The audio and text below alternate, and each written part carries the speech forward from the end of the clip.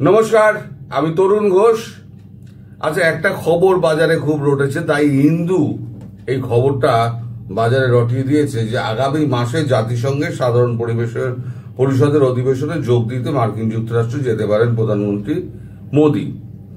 এই খবরটা নিয়ে বাংলাদেশে খুব তোলপাড় হচ্ছে যে এই অবস্থার মধ্যে মোদী যাচ্ছেন, তা কি হবে।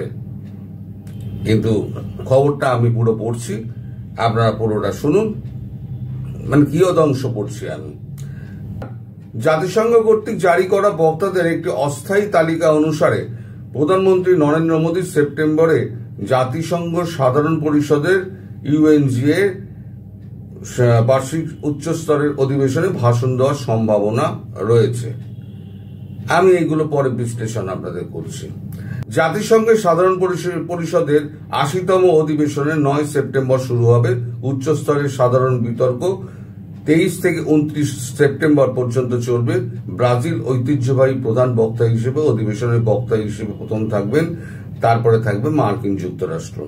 মার্কিন প্রেসিডেন্ট ডোনাল্ড ট্রাম্প ২৩ সেপ্টেম্বর জাতিসংঘের সাধারণ পরিবেশের মঞ্চ থেকে বিশ্ব নেতাদের উদ্দেশ্যে ভাষণ দেবেন। হোয়াইট হাউসে তার দ্বিতীয় মেয়াদে জাতিসংঘের অধিবেশনে এটি তার প্রথম ভাষণ। মার্কিন বাণিজ্য আলোচনা চলাকালীন চলমান থাকা সত্ত্বেও মিস্টার ট্রাম্প ভারতের ওপরে মোট ৫০% শুল্ক আরোপ করেন, যার মধ্যে নয়াদিল্লি রাশিয়ানের তেল ক্রয়ের জন্য ২৫% শুল্ক রয়েছে, যা ২৭ আগস্ট থেকে কার্যকর হবে। শুল্ক আরোপের প্রতিক্রিয়ায় ভারতের বিদেশ মন্ত্রক বলেছে দেশটির লক্ষ্যবস্তু হল আমেরিকার অযৌক্তিক এবং অযৌক্তিক যে কোনো বৃহৎ অর্থনীতির মতো ভারত তার জাতীয় স্বার্থ এবং অর্থনীতির নিরাপত্তা রক্ষার জন্য প্রয়োজনীয় সকল ব্যবস্থা গ্রহণ করবে বলে এতে বলা হয়েছে। এখন বিষয়টা হচ্ছে যে নরেন্দ্র মোদী কি যাবেন? আমার কাছে যা খবর আছে নরেন্দ্র মোদী যাবেন না। গত 3টে জাতিসংঘের অধিবেশনে, ইউনাইটেড নেশন সিকিউরিটি কাউন্সিলের অধিবেশনে তিনি যাননি। আর এবছর তো যাওয়ার প্রশ্নই ওঠে না, কারণ গেলে ডোনাল্ড ট্রাম্পের মুখোমুখি হতে হবে এবং ডোনাল্ড ট্রাম্পের সঙ্গে হাই হ্যালো তো করতেই হবে। আর এই অবস্থায় ডোনাল্ড ট্রাম্পের সঙ্গে তিনি মুখোমুখি হতে চাইবেন না।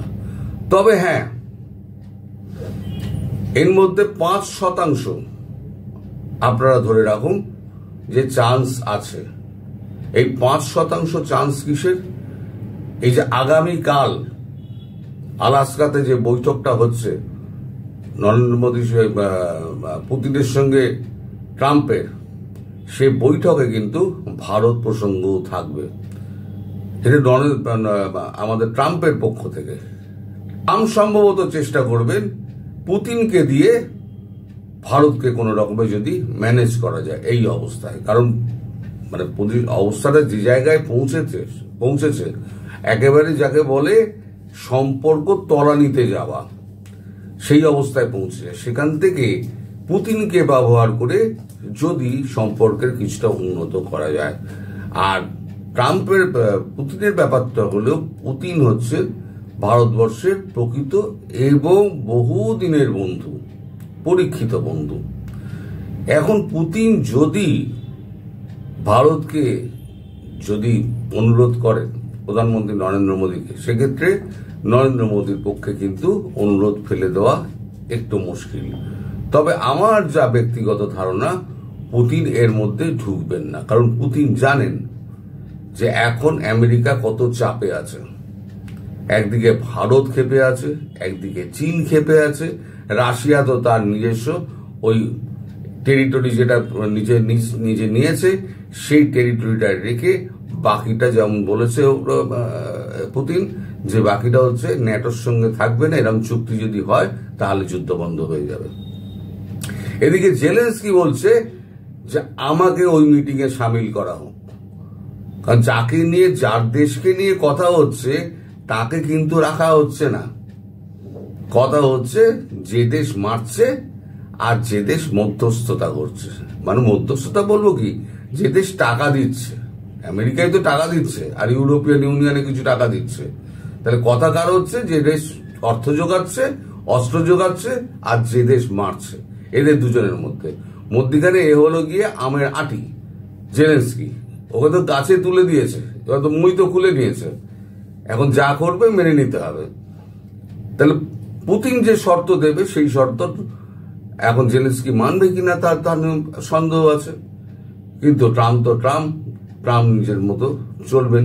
সেখানে মোদিকে একটু ম্যানেজ করার জন্য বলতে পারেন, তবে আমার মনে হয় না যে পুতিন এইটা করবেন।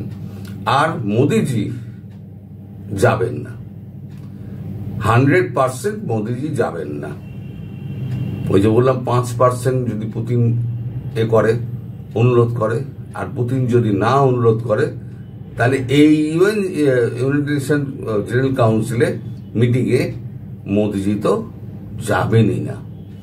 আর তার কারণ হিসেবে উনি দেখিয়ে দেবেন দেশের মধ্যে অভ্যন্তরে এই অবস্থা চলছে।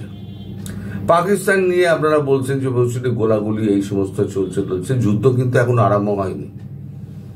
আমি নিশ্চিত করছি যুদ্ধ এখনো আরম্ভ হয়নি। যেদিন হবে ওই গোলাগুলির মধ্যে সীমাবদ্ধ থাকবে না, সব কিন্তু বোফোর্স দাগা হবে এবং মিসাইল আর ড্রোন এইগুলো যাবে। আর সে মিসাইল হচ্ছে কি ব্রহ্মোস, এই মিসাইল হচ্ছে ব্রহ্মোস।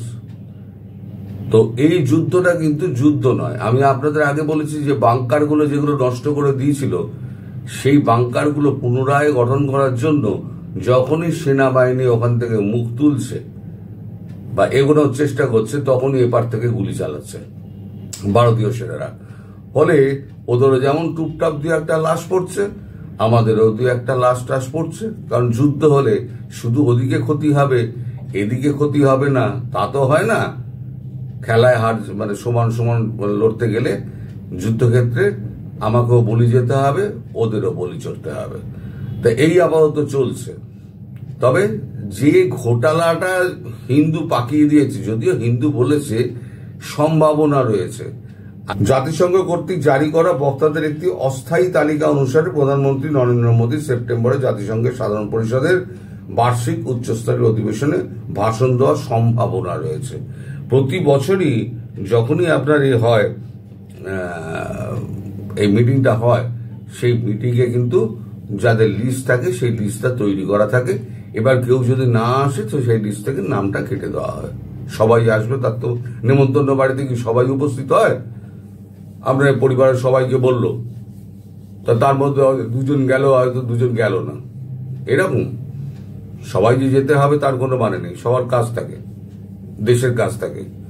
তো তার জন্য এই খবরটা আমার মনে হয়, আমার কাছে যতটুকু খবর, মোদি যাচ্ছেন না, খবরটা সম্পূর্ণ ভিত্তিহীন। আর বিকেল বেলার জন্য আপনাদের একটা সুখবর আছে, সেটা আমি একটা পোস্ট ছেড়েছি, পোস্টটা আপনারা দেখে নেবেন।